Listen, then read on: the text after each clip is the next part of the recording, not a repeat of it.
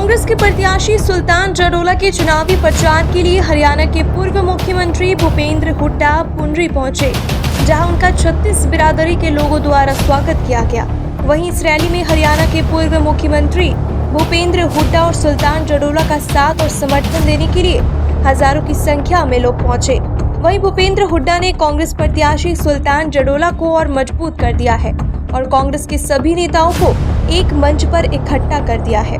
मंच पर पहुंचते ही हरियाणा के पूर्व मुख्यमंत्री भूपेंद्र हुड्डा ने लोगों का अभिनंदन स्वीकार किया और मंच पर फूल माला से हरियाणा के पूर्व मुख्यमंत्री भूपेंद्र हुड्डा का स्वागत किया गया। वहीं हरियाणा के पूर्व मुख्यमंत्री भूपेंद्र हुड्डा ने भाजपा पर जमकर हमला बोला है। देखिए क्या कुछ कहा हरियाणा के पूर्व मुख्यमंत्री भूपेंद्र हुड्डा ने। हमारे पूर्व मुख्यमंत्री व भावी मुख्यमंत्री चौधरी भूपेंद्र हुड्डा जी का यहाँ पहुंचने पर बहुत बहुत स्वागत करता हूं और हमारे गांव से आए सभी साथियों का बहुत बहुत धन्यवाद करता हूं जो गांव से हमारे हैं। हमारे जितने भी गांव के सरपंच हैं उनका भी धन्यवाद करता हूं, ब्लॉक समिति के मेंबर हैं उनका भी धन्यवाद करता हूं, पूर्व सरपंच है उनका भी धन्यवाद करता हूं।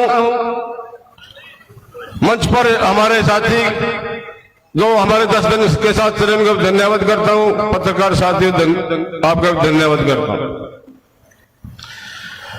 2014 में आपके आशीर्वाद से मैं विधायक बना, 36 बिरादरी ने विधायक बनाया,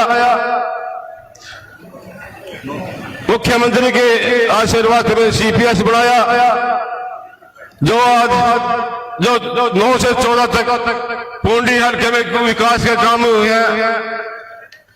20 सड़कें जो गांव को जोड़ती है आपस में, 8 स्टेडियम, 8 बिजली घर, 2 ITI, 1000 युवाओं को रोजगार, 36 बिरादरियों को हुड्डा जी के आशीर्वाद से हमने 1000 युवाओं को रोजगार दिया, 500 करोड़ का विकास के काम हुए। हर गांव की गलियों चुपाड़ों हर गांव में विकास के काम हुए हैं। अगर आपका आशीर्वाद रहा, जैसे पहले भाईचारा खत्म था, पहले हमने भाईचारा बना के रखा, पहले जातिवाद का जार गूढ़ा था पुंडरी हल्के में, हमने भाईचारा बना के रखा। और मैं आपसे आज जोड़कर अपील करता हूं, आज पूरे प्रदेश में कांग्रेस की लहर चल रही है और हरियाणा में हमारे पूर्व मुख्यमंत्री और भावी मुख्यमंत्री चौधरी भूपेंद्र हुड्डा जी की लहर चल रही है। आज जोड़ के मैं आपसे आपका आशीर्वाद मांगता हूं और मैं फिर दोबारा हमारे भावी मुख्यमंत्री का बहुत बहुत धन्यवाद करता हूं जो आपने मान सम्मान किया। बहुत बहुत धन्यवाद। पुंडरी हल्के से हमारी कांग्रेस पार्टी के उम्मीदवार पूर्व विधायक व chief parliament secretary Chaudhary Sultan Singh जडोला जी और यहीं से जो विधायक थे हमारे साथी इंडिपेंडेंट थे और कांग्रेस का समर्थन कर रहे हैं, रणधीर सिंह गोलन जी, पूर्व विधायक तेजवीर सिंह जी, भाई पंडित जी करोड़ा जी, संचालन कर रहे सैनी साहब तथा सम्मानित मंच, उपस्थित मेरे बुजुर्गों, नौजवान साथियों व मातृशक्ति, प्यारे बच्चों। देखो मैं आज तकरीबन सारे हरियाणा में घूम के आया हूं यहाँ पुंडरी, और यहाँ पुंडरी में कह के जा रहा हूं आज कि हरियाणा के 36 बिरादरी ने मन बना लिया है अब की बार कांग्रेस की सरकार। जहां पे भी गए, और ये क्यों बना, क्यों एकदम बदलाव आया, उसका सबसे कारण बड़ा है कि लोगों ने 2005 और 14 तक हमारी सरकार थी कांग्रेस पार्टी की, और 14 से 24 बीजेपी जेजेपी की सरकार ने। दोनों को तोल के देख लिया, हमारी उपलब्धि और इनकी विफलताएं। जब 2014 में हमने कांग्रेस सरकार छोड़ी, उस समय हरियाणा प्रति व्यक्ति आय, प्रति व्यक्ति निवेश, कानून व्यवस्था, नौकरी देने में और खेल और खिलाड़ियों में हरियाणा नंबर 1 था पूरे देश में। हालांकि हमारा छोटा सा प्रदेश है, बड़े बड़े यहाँ पे सूबे पड़े हैं। और अब 14 से 24 में क्या अंतर हो गया? जो हरियाणा नंबर 1 था रोजगार देने में, आज नंबर 1 हो गया बेरोजगारी में, महंगाई में, कानून व्यवस्था चरमरा गई। जो केंद्र सरकार का एक होता है सोशल प्रोग्रेसिव इंडेक्स, उसने हरियाणा को असुरक्षित बताया। मतलब हमारी बहन बेटियां कोई सुरक्षित नहीं है, रोज फिरौती मांगी जाती है, डाके पड़ते हैं। और खेल और खिलाड़ियों को आपने खुद देखा, जो हमारी पहलवान बेटी जिन्होंने दुनिया भर में हमारा नाम चमकाया, उनको आज तक न्याय नहीं मिला। ये परिस्थिति है, तो लोगों ने इस वास्ते मन बना लिया। हाँ, एक बात जरूर है, आज मैं आया हूं आपसे निवेदन करने, खास तौर पे आप जाओगे लोगों के पास, आप ये तो लोग तो कहेंगे ठीक है भाई, इनने तो 10 सालों में भट्ठा बटा दिया हरियाणा का, लेकिन कांग्रेस की सरकार आएगी तो ये क्या करेगी, ये बताना है हम क्या करेंगे। वैसे तो हमारा कल घोषणा पत्र जारी होगा, लेकिन मोटी मोटे 5-7 फैसले हम कर चुके हैं जो हम करेंगे।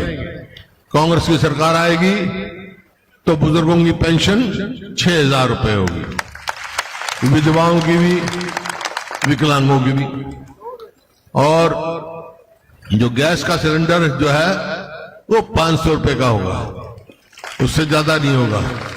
और गरीब आदमी की 300 यूनिट तक बिजली फ्री होगी। और जो इन्होंने रोजगार में तमाशा दिखाया है ना, कि कौशल रोजगार निगम चला दिया एक, और उसमें भर्ती करे ठेके पे। हमने तो ठेकेदारी सिस्टम खत्म करा था, कि सरकार खुद ठेकेदार बन के बैठ गई। ठेके पे नौकरी दे रहे, ना तो उनकी पेंशन, ना मेरिट, ना कोई रिजर्वेशन। मतलब जो दलित का, बैकवर्ड क्लासेस का कोटा बनता था, रिजर्वेशन का कैलेंडर जारी होता था, नहीं किया, कोई रिजर्वेशन नहीं।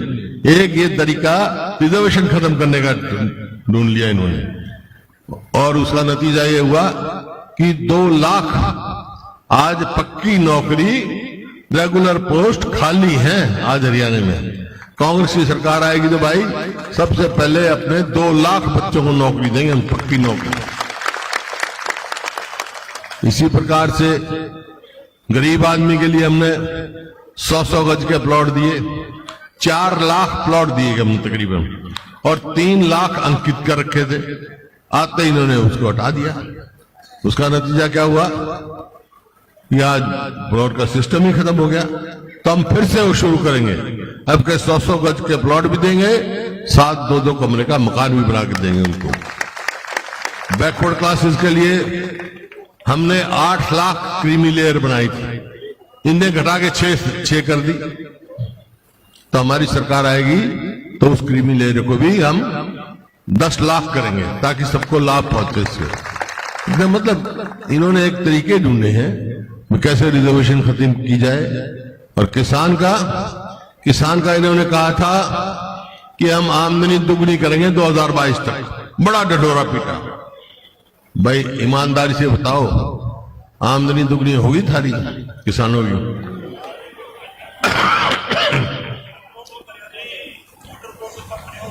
आमदनी तो दुगनी नहीं हुई, लेकिन लागत कई गुना बढ़ गई। डीजल का क्या 2014 में क्या भाव था, आज क्या भाव है? खाद का क्या भाव था, आज क्या भाव है? कीटनाशक दवाई का क्या भाव था, आज क्या भाव है? बिजली का भाव कोई भी देख लो, आम लागत तो कई गुना बढ़ा दी। और एक और नई जो ना पद्धति शुरू कर दी लोगों को परेशान करने के लिए, परिवार पहचान पत्र, प्रॉपर्टी आईडी, मेरी फसल मेरा ब्यौरा। अरे मेरी फसल मेरा ब्यौरा जैसे किसान के दाने निकले पड़े हैं। जैसे अब बारिश होना हो रही है ना, वो तो फसल तो निकली पड़ी है, जाके मंडी में बेच देता था, एमएसपी मिलती थी हमारे समय में। और अब क्या है, वो दाने निकले पड़े हैं। वो पोर्टल की बात देख, पोर्टल चलता नहीं, इतने मी बरस जाए, हो गए दाने खराब। ये तो इन्हें सिस्टम बना दिया आपको इस बात का, और कहते हैं हम एमएसपी देते हैं। ईमानदारी से तो बताओ भाई, जब हमारी सरकार थी, जीरी के लिए क्या था, बढ़ गया था ना रुपया, जीरी गई जार में। ईब जीरी का क्या है, 1509 के जो 4000 रुपए तक हमारे समय में गई, ईब 2200 बिक रही है। और जो एमएसपी जिसकी 2300, उसको 1900 2000 में बेचना पड़ रहा है लोगों को। ये तरीका है भाई किसानों के लिए। तो ये सरकार ना किसान की, ना मजदूर की, ना गरीब आदमी की, ना व्यापारी की, ना कर्मचारी की, ऐसा हालत कर दी। अस्पताल में तो डॉक्टर नहीं पाओगा, स्कूल में मास्टर नहीं पाओगा, दफ्तर में कर्मचारी नहीं पाओगा। हरियाणा का हाल खराब कर दिया। तो मैं तो आपसे यही बात कहने आया हूं, आपसे पूछ लेता हूं सवाल, फिर जवाब दे दूंगा। आप किस पार्टी की सरकार चाहते हो? कांग्रेस पार्टी की चाहते हो ना? तो कौन बनाओगा भाई कांग्रेस पार्टी की सरकार? नहीं, आप बनाओगे एमएलए। एमएलए बनाएंगे सरकार बनाएंगे एमएलए, और एमएलए बनाएगा कौन? तुम बनाओगे एमएलए, ठीक है ना? तुम एमएलए बनाओगे जब तो सरकार बनेगी। तो यही कहने आया हूं मैं आपसे भाई, एक बात मेरे कहने से तो मान जाओ, दूसरी बात थारी पे मान जाओ जो मैंने पूछा है।